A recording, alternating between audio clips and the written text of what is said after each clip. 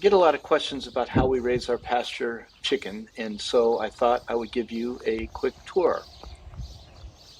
This is Tyner Pond Farm, and we're walking towards our brooding house. This is called the Chick Inn, INN, and we got it from Farm Tech. It's a little pricey, but this is our third year with it, and it's really, really working out well.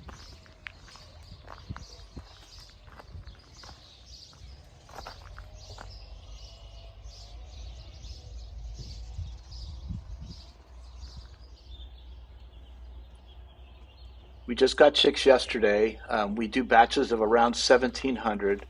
Overall, we like to produce around 10,000 birds a year. It's warm now, so we don't have to be so concerned about temperature. We do have propane heaters. We bunch them together in these little boxes. They have food and water, and this is where we introduce them.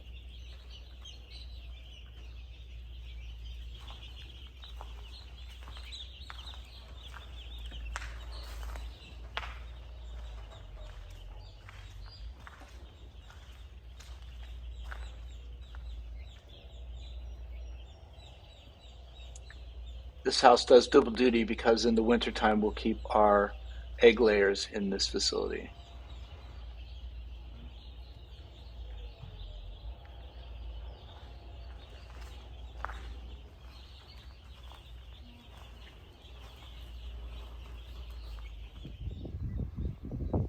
It's really easy to clean out with a skid steer. So this is from the last batch, which we just unloaded into the field last week. And you can see our manure spreader. This will go out onto our pastures and do a lot of benefit. Now we're out in the field where we keep our pasture chickens. As you see, we have a ton of grass. It's beautiful. We'll graze this with cattle as well.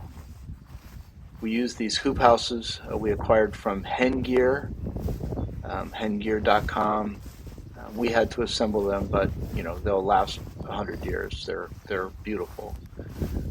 On skids, you notice the shade cloth. Sides roll up for ventilation. They really work well.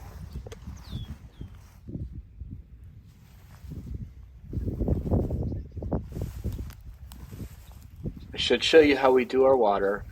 We have buried water lines, 1-inch black pipe that is attached to our well. And we have hydrants about every 100 feet, so we can just plug into the hydrant as we move our hen gear houses. We just plug in with normal garden hose.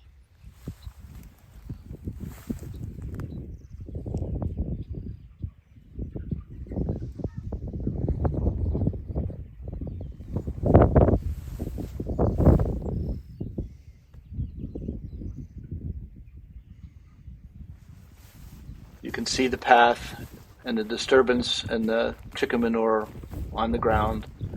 In about 5-6 days, there will be no trace of this. It will all be grown back in. And again, we're feeding our pastures. It's really, really healthy for the ground.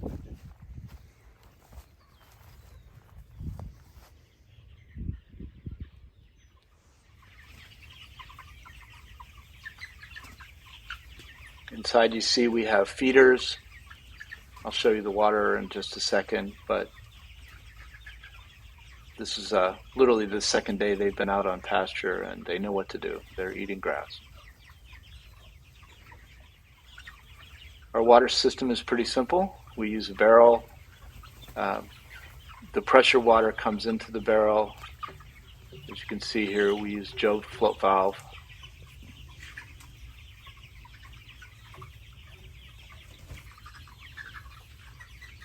And then we gravity feed from the barrel down into our nipple waters.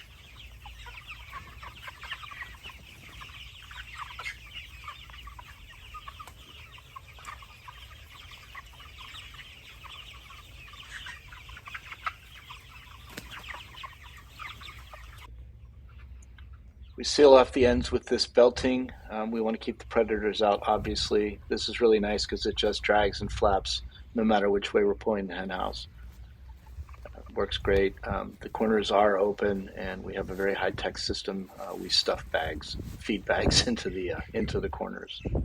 but they're pretty predator proof.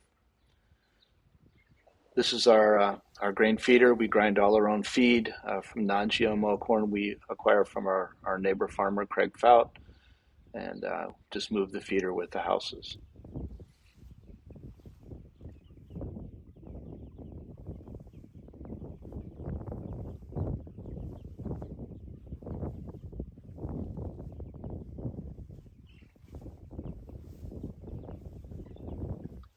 We pull the houses every day using a tractor. This particular tractor is a little bit overkill. We just sold it today, as a matter of fact, and we have a much smaller, easier tractor on the pasture to move these.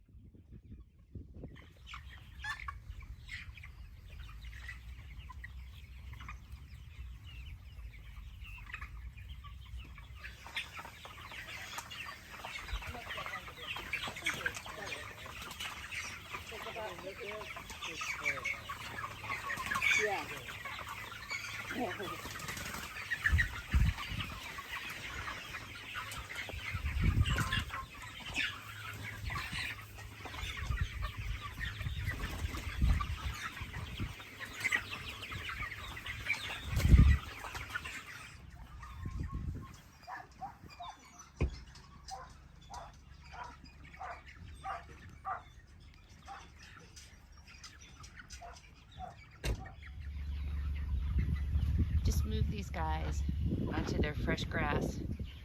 You can see that there's tons of it. But by tomorrow morning, they will have soiled it all and smushed it all down, so we'll move them again. But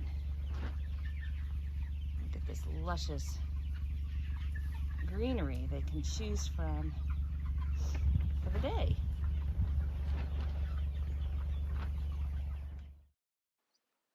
After they're processed, they come back in cases. They're frozen, dressed. We get cuts and whole chickens.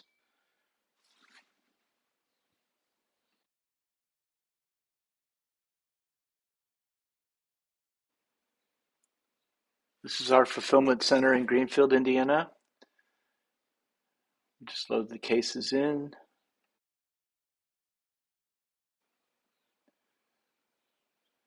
And then we stock our shelves almost like a grocery store. We do allow store hours, a couple of hours a day, but mostly this is strictly for fulfillment of our online orders, which is most of our business. We go by the date for the delivery date, and then we print them, and then we pack them, and we fulfill them.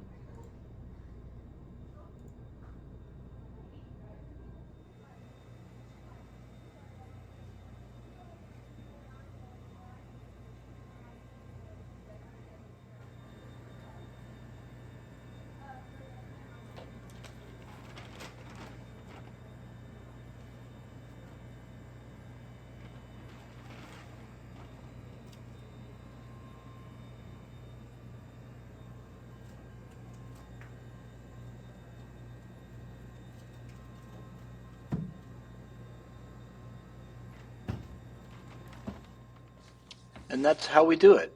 We pack the orders as people order them online. We make routes and we deliver throughout most of Indiana.